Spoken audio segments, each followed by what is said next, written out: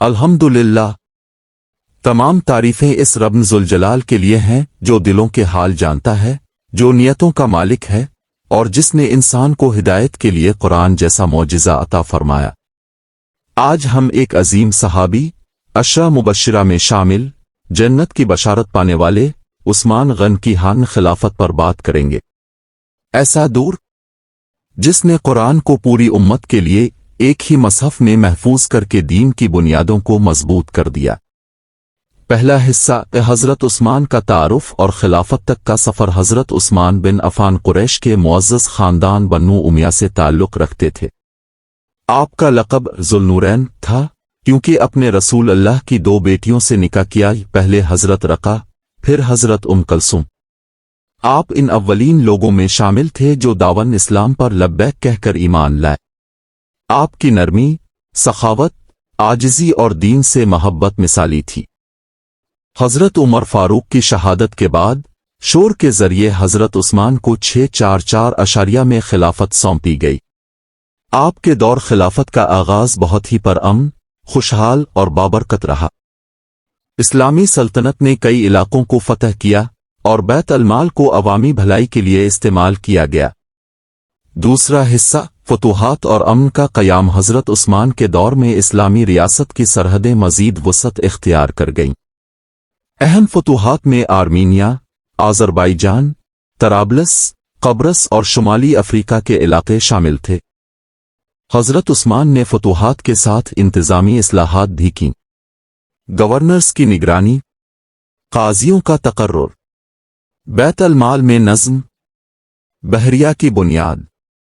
مگر جیسے جیسے فتوحات ہوئیں، مختلف علاقوں کے لوگ دین اسلام میں داخل ہونے لگے جن کی زبان، لہجہ اور عربی فہم الگ تھی۔ یہی مسئلہ قرآن کی قرأت میں اختلافات کا سبب بنا۔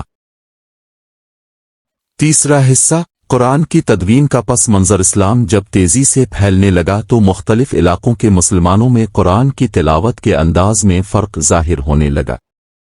کچھ لوگ حضرت عبداللہ بن مسعود کی قرأت پر عمل کرتے، کچھ حضرت ابی بن کعب کی قرأت کو ترجیح دیتے۔ یہ اختلافات بڑھنے لگے، حتیٰ کہ جنگ ارمینیہ کے دوران ایک واقعہ پیش آیا جس نے حضرت عثمان کو شدید پریشان کر دیا۔ حضرت حذیفہ بن مان جو اس جنگ میں شریک تھے، واپس مدینہ آ کر حضرت عثمان سے عرض کرتے ہیں، امیر المومنین، امت محمدیہ میں قرآن پر اختلاف ہونے لگا ہے، جیسے یہود و نصار کا حال ہوا ویسا نہ ہو جائے۔ یہ سن کر حضرت عثمان نے فوراً عمل کا فیصلہ کیا۔ چوتھا حصہ قرآن کی تدوین۔ ایک انقلابی قدم۔ حضرت عثمان نے ایک کمیٹی بنائی جس کے سربراہ تھے حضرت زید بن ثابت، اور ان کے ساتھ تھے حضرت عبداللہ بن زبر، حضرت سعید بن العاص، حضرت عبد الرحمن بن حارث۔ ان سب نے قرآن کو ایک ہی قرأت یعنی قریشی لہجے میں مرتب کیا کیونکہ قرآن قریش کی زبان میں نازل ہوا تھا۔ کمیٹی نے حضرت ابو بکر کے زمانے میں جمع شدہ مصحف کو بنیاد بنایا۔ تمام آیات کو متفقہ ترتیب سے محفوظ کر کے کئی نسخے تیار کیے گئے۔ ان نسخوں کو مختلف اسلامی شہروں میں بھجوایا گیا۔ مکہ، کوفہ، بصرہ، شام، یمن۔ جو مختلف قراتوں کے نسخے موجود تھے انہیں نظر آتش کیا گیا تاکہ امت میں صرف ایک متفقہ قرآن باقی رہے۔ یہ ایک ایسا انقلابی قدم تھا جس نے امت کو قرآنی اختلاف سے بچا لیا۔ پانچواں حصہ حضرت عثمان پر اعتراضات اور فتنہ۔ حضرت عثمان کی نرمی اور رحم دلی سے کچھ لوگوں نے فائدہ اٹھایا۔ کچھ گورنروں کے خلاف عوامی شکایات بڑھیں اور دشمنان اسلام نے بھی اندرونی فتنوں کو ہوا دی۔ سب سے بڑا فتنہ کوفہ، بصرہ اور مصر میں اٹھا۔ عبداللہ بن سبا جیسے منافقوں نے لوگوں کو حضرت عثمان کے خلاف اکسایا۔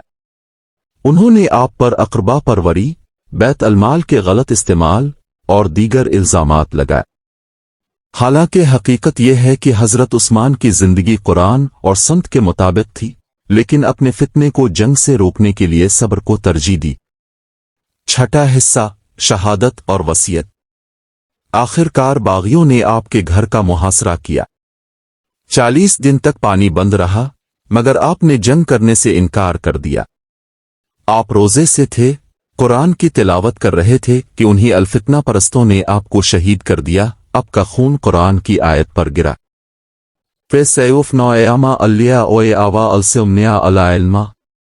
अल्लाह तमेरी लिए काफी है।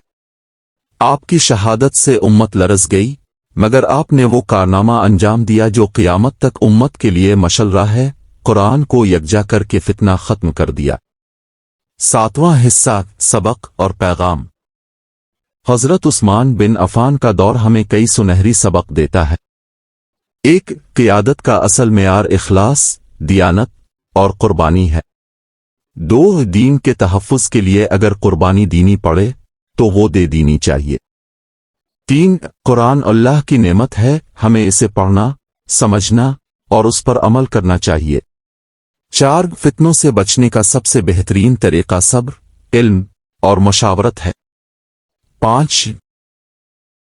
मेरे बुजुर्गों, बहनों और भाइयों, आज हम जिस कुरान को अपने हाथों में पकड़ते हैं वो हज़रत उस्मान की कुर्बानी का समर है। अगर वो तदवीन न करते तो आज उम्मत टुकड़ों में बच चुकी होती। आज हमें चाहिए कि हम भी कुरान को पढ़ें, इस पर अमल करें और अपनी नस्ल को उसकी अहमियत से आगाह करें। अल्लाह हमें हज़रत उस्मान जैसी मोहब्बत, तक़ू, सब्र और दीन की खिदमत का जज्बा अता फरमाए। आमीन। या रब्बल आलमीन।